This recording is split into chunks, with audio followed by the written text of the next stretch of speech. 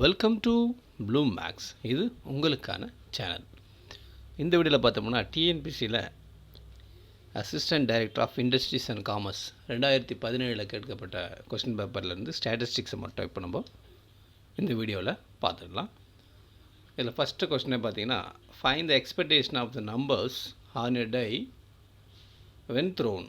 So ஒரு டையை throw பண்ணுறாங்க, அதில் என்னென்ன எக்ஸ்பெக்டேஷன்ஸ் வரலாம் அப்படின்றது தான் கேட்குறாங்க. ஸோ என்னென்ன ப்ராபபிலிட்டி நம்மளுக்கு எக்ஸ் 1 2 3 4 5 6 எல்லாத்துக்குமே 1/6 தான் இல்லையா. எக்ஸ்பெக்டேஷன் ஆஃப் எக்ஸ் என்ன பண்ணுவோம், சமேஷன் எக்ஸ்ஐ பிஏ x into x1 into p1 x2 into p2 plus x3 into p3 ஆப்ஸோ.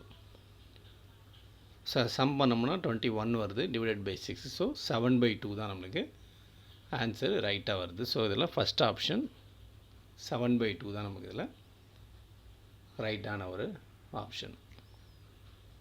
ஸோ அதுக்கப்புறம் செகண்ட் கொஸ்டின் பார்த்தோம்னா ஒரு சிம்பிளான question. If correlation coefficient is -1 then the correlation is perfect and நெகட்டிவா, perfect and பாசிட்டிவா, இம்பர்ஃபெக்ட் அண்ட் நெகட்டிவா, imperfect and பாசிட்டிவா. So இது வந்து ஆக்சுவலாக நெகட்டிவ் வந்திருக்கு, அப்போ பர்ஃபெக்ட் தான். பட் என்ன நம்மளுக்கு நெகட்டிவ், ஏன்னா எக்ஸாக்டாக -1 இந்த பக்கம் வந்துருச்சு இல்லையா. ஸோ -1 அண்டு பர்ஃபெக்ட் வந்துடும் நமக்கு இது.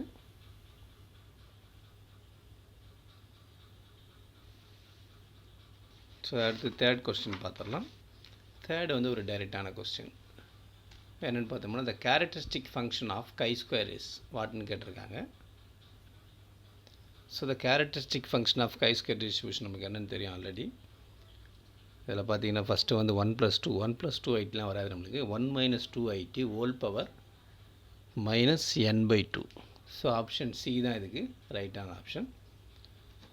நெக்ஸ்ட்டு ஃபோர்த் வந்து for a symmetrical distribution the value of β1 is. Symmetrical பார்த்தீங்கன்னா β1 எப்போ நம்மளுக்கு வந்து -1 to +1 தான் நம்மளுக்கு வேல்யூஸ் வரும், சரிங்களா. சிமெட்ரிக்கல் வேல்யூ அதில் பார்த்தோம்னா,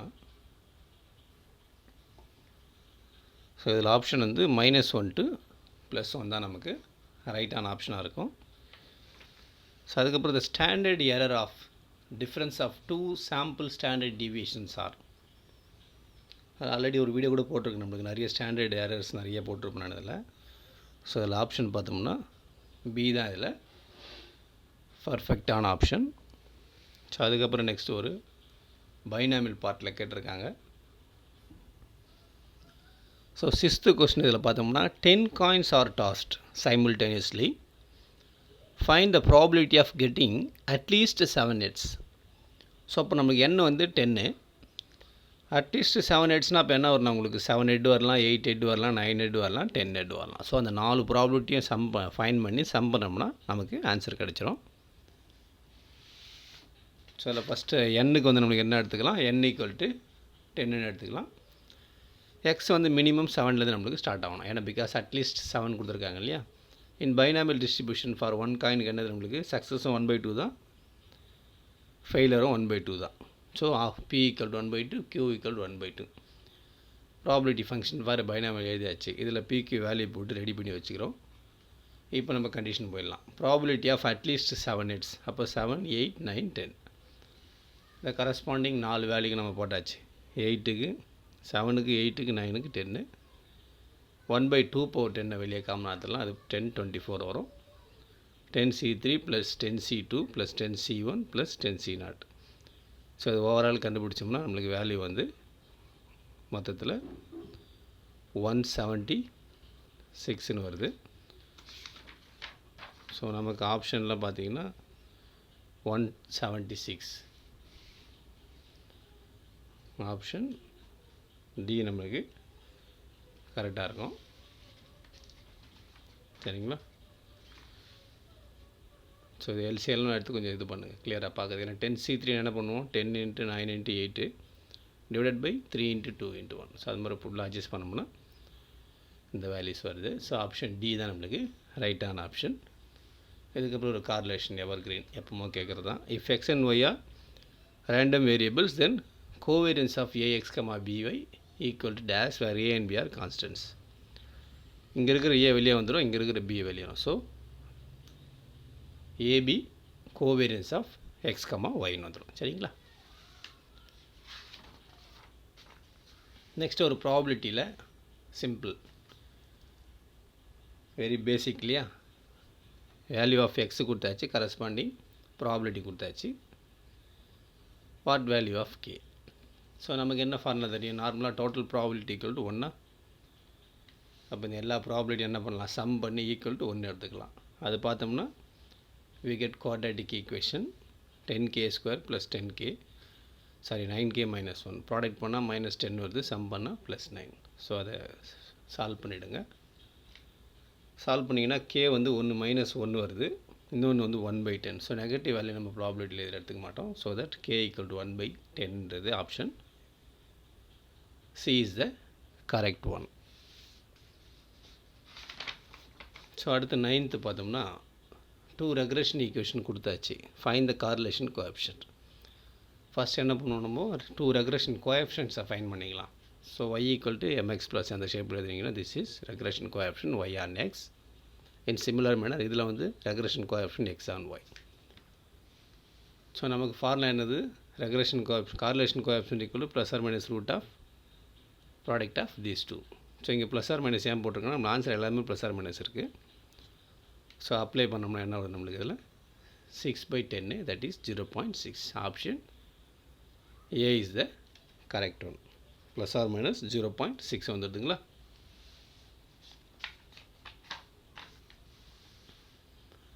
ஸோ 10th பார்த்தோம்னா ஒரு Poisson variate, that is Poisson டிஸ்ட்ரிபியூஷனில் கொடுத்துருக்காங்க. Very simple. ஏன்னா probability function e power minus lambda lambda power X by X factorial formula போட்டுடலாம். இங்கே ப்ராபபிலிட்டி 2, 4, 6 கரஸ்பாண்டிங் வேல்யூஸை ரிலீஸ் பண்ணுங்கள். ரிலீஸ் பண்ணோம்னா இதில் காமனாக e power minus lambda lambda square by 2 factorial overall அடிச்சிருங்க. ஸோ அடித்தோம்னா இந்த ஈக்குவேஷன் வரும். அதுக்கப்புறம் இன்னும் ஃபர்தராக கேன்சல் பண்ணிங்கன்னா 1 + 3 lambda square by 4 plus lambda power 4/4ன்னு வருது. எல்சிஎம் எடுத்து அந்த பக்கம் அட்ஜஸ்ட் பண்ணோம்னா we get quadratic in lambda square. சரிங்களா? ஸோ ப்ராடக்ட் பண்ணால் -4, சம் பண்ணால் +3 இப்படி எழுதிக்கலாமா? இது எடுத்திங்கன்னா இமேஜினரியில் போயிடுது. ஸோ இது வராது. இது ப்ளஸ் ஆர் மைனஸ் 1 வரும். நமக்கு தேவை +1 தான். ஸோ தட் ஆன்சர் பார்த்திங்கன்னா lambda equal to 1. Option A நமக்கு இதில் மிக சரியான ஆப்ஷனாக இருக்குது. ஸோ அடுத்து 11th கொஸ்டினை பார்த்துடலாம். 11th பார்த்திங்கன்னா நம்ம லாஸ்ட் சம் மாதிரி தான். அது வந்து நம்மளுக்கு பாய்சான், இது வந்து பைனாமியல். ஸோ அதே மாதிரி இதில் பைனாமியல் ஃபார்முலாஸ் n-க்கு 6 கொடுத்தாச்சு, பைனாமியல் ஃபார்முலா போட்டாச்சு. So 9 x probability of x power x equal to 4, probability of x equal to 2 இது ஃபார்முலா. இதை அட்ஜஸ்ட் பண்ணும்போது 64ம் 62ம் ஈக்குவல் தான் இல்லையா? மைனஸ் பண்ணி இது டிவைட் பண்ணி கேன்சல் பண்ணிடலாம். 9p² ஈக்குவல் டு q² வருது. So that 3p equal to q வருது. நமக்கு ஃபைன் பண்ண சொல்கிறது p வேல்யூ தான். Total probability 1, success plus failure equal to 1. இதில் q வேல்யூ போட்டிங்கன்னா 4p equal to 1, that is p equal to 1/4. Option C is the correct one. அடுத்து 12th question பார்த்துடலாம். 12th வந்து ஒரு straight question. The degree of freedom of student T distribution is what? The degree of freedom of student T distribution வந்து n-1 வரும் straight away. அதுக்கப்புறம் chi-square டிஸ்ட்ரிபியூஷனில் மீனும் எம்ஜிஎஃப்பும் கேட்டிருக்காங்க. மீனும் வந்து நம்மளுக்கு n, எம்ஜிஎஃப் வந்து 1 - 2t. இதுக்கு முன்னாடி தான் கேரக்டரிஸ்டிக்ஸ் பார்த்தோம் இல்லையா? இதே கொஸ்டின் பேப்பரில் 1 - 2it ஹோல் பவர் -n/2 வந்தது, ரைட்டா? ஸோ அது மாதிரி ரிப்பீட்டேஷன் ஒரு கொஸ்டினில் இருக்கும் உங்களுக்கு பார்த்தீங்கன்னா, அது கேரக்டரிஸ்டிக் ஃபங்க்ஷன் ஃபார் chi-square. இது வந்து எம்ஜிஎஃப். அப்போ 1 - 2t power -n/2 mod 2t less than 1. Option B is the correct. 14th பார்த்தீங்கன்னா வெரி பாப்புலேஷன் வேரியன்ஸ் கேட்டிருக்காங்க. ஆக்சுவலாக let x1, x2, xn be a random sample of size n from a large population with mean mu and variance sigma square. Then the unbiased estimate of the population variance sigma square is s square. S square equal to this 1/n-1 ஞாபகம் வச்சுங்க கேர்ஃபுல்லாக. இது standard division formula தான் இது. ஆக்சுவலாக 1/n-1 போகிறோம். Option B is the right one.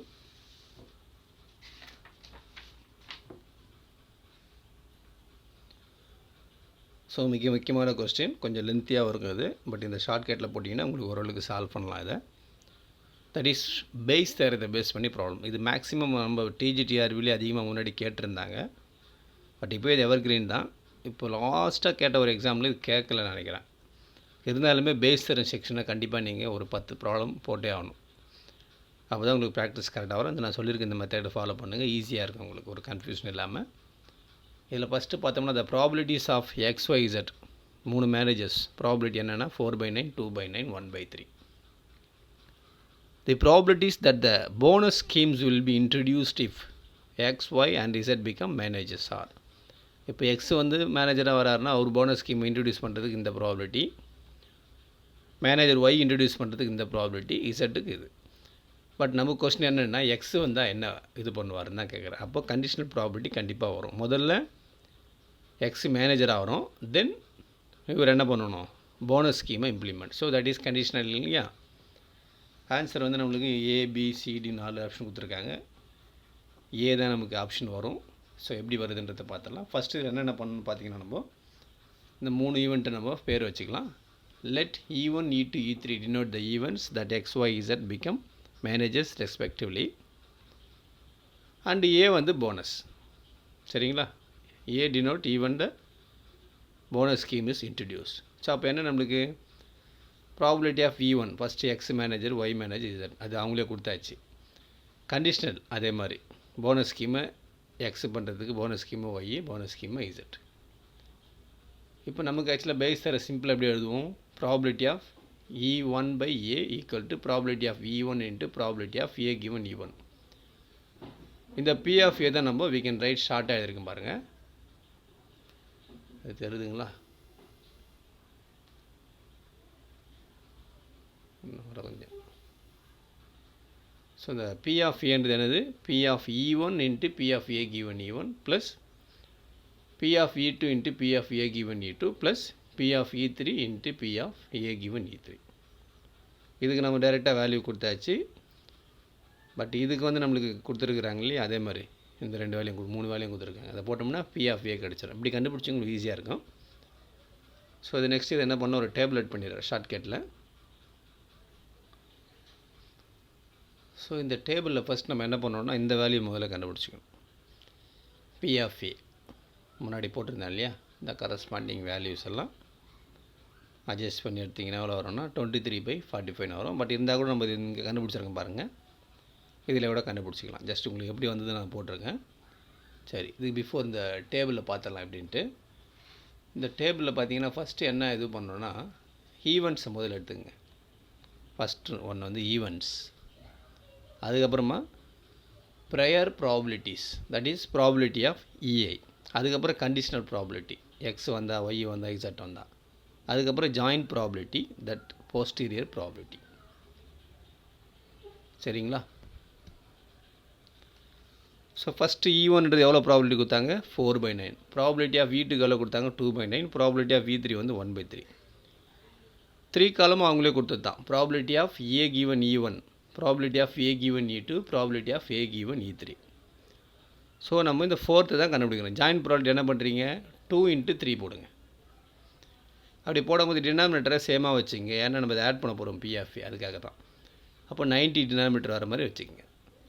சரிங்களா. அப்போ P ஆஃப் எவ்வளோ வந்தது, 46/90. இதை கேன்சல் பண்ணது வரும், பட் இருக்கட்டும் அப்படியே வச்சுக்கலாம்.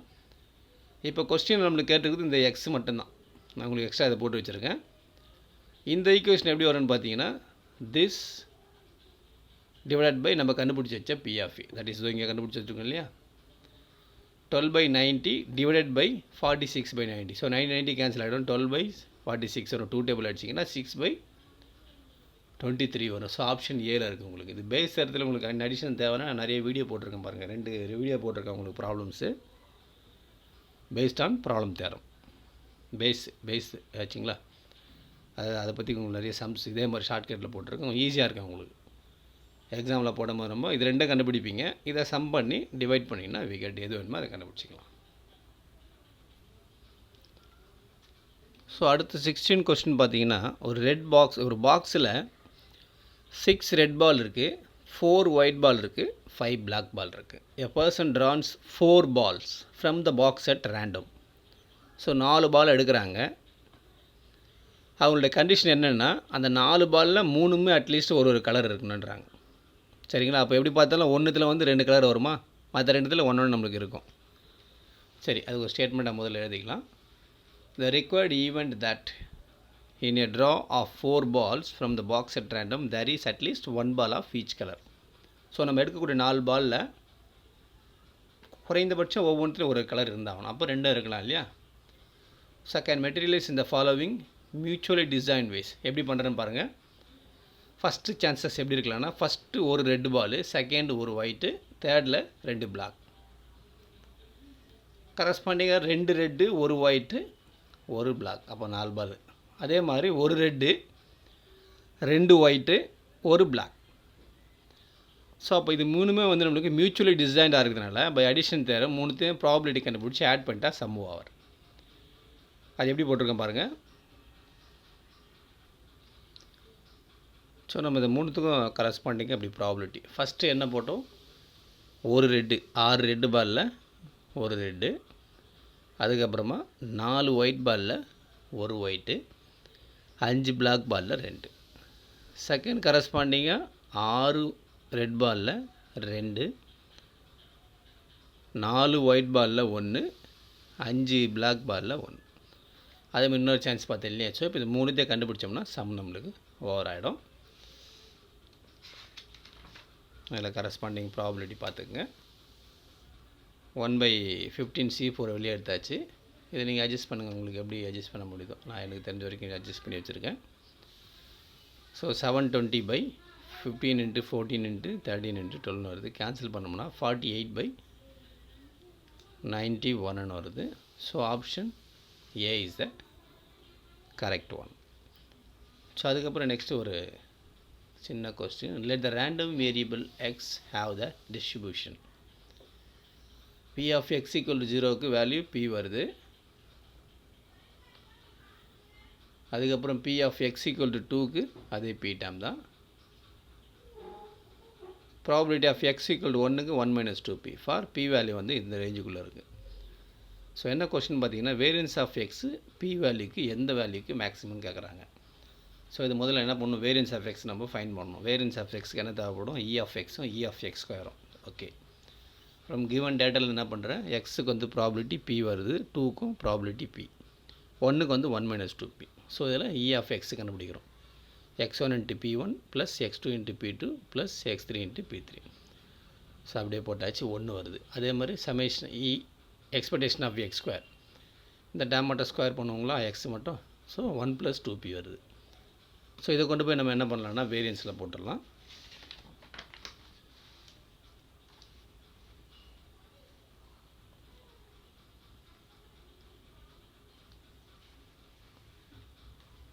So E of x equal to 1 fine பண்ணணும். E of x square equal to 1 + 2P. Variance formula எடுத்து சப்ஸ்டிட் பண்ணோம்னா we get 2Pன்னு வருது.